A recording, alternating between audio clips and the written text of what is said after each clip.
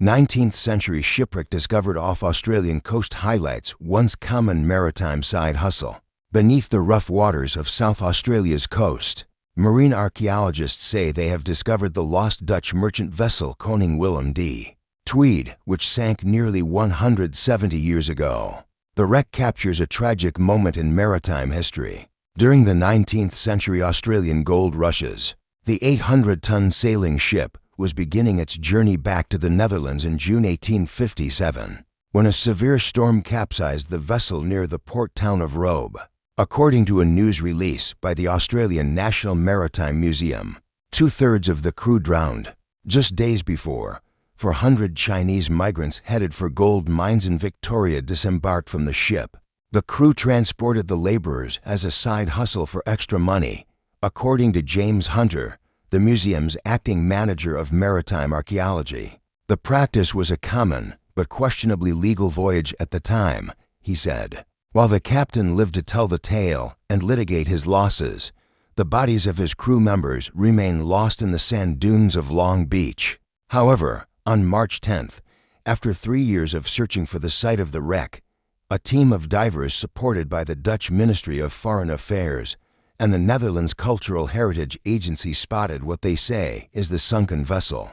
"There's always a little bit of luck in what we do," said Hunter, who was the first diver to see the ship underwater. "The sand had just uncovered just a little bit of that shipwreck so that we could see it, and actually put our hand on it and say we've finally got it." The expedition team members say they are confident they've found the Koning Willem de Tweed, based on its location, which matches historic accounts of the wreck, and the length of the metal pieces detected, which matches the vessel's documented length of 140 feet 43 meters. Pieces of a 19th century Chinese ceramic were also found in 2023 on the beach near the wreck site. Ships were important and expensive, so they were often well documented, said Patrick Morrison, a maritime archaeologist at the University of Western Australia who was not involved in the finding. So when material is found, it can be matched to accounts of the sinking and the ship's construction, like size, materials, and fittings.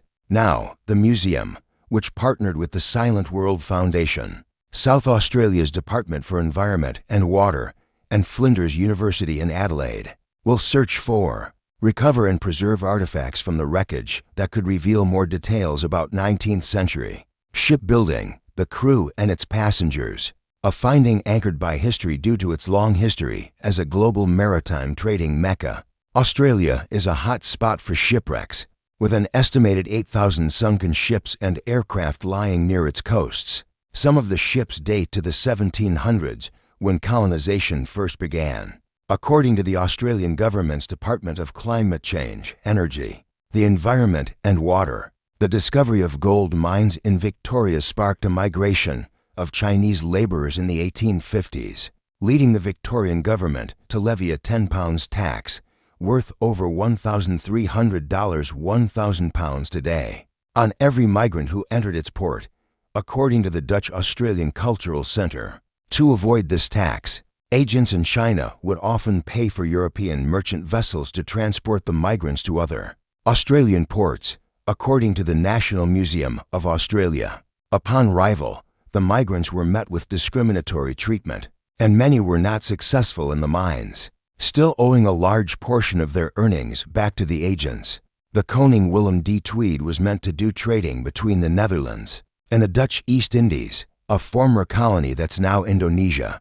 However, just before returning home, the crew picked up the Chinese migrants from Hong Kong and dropped them off at Robe, a community about 365 miles, 400 kilometers west of the main ports in Victoria, from which the migrants trekked overland to the gold mines, Hunter said.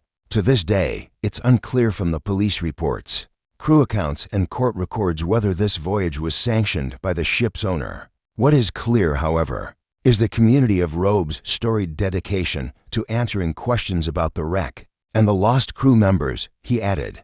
As massive waves battered the ship to pieces, an Indigenous Australian man on land attempted to swim a rope out to the ship to save the captain, but just couldn't make it in the surge, Hunter recounted. So the captain wound a line around a little barrel, and he threw it into the water. and the townspeople who had gathered on the beach grabbed the line and pulled him through the surge. And he survived, if the bodies of the crew members are recovered.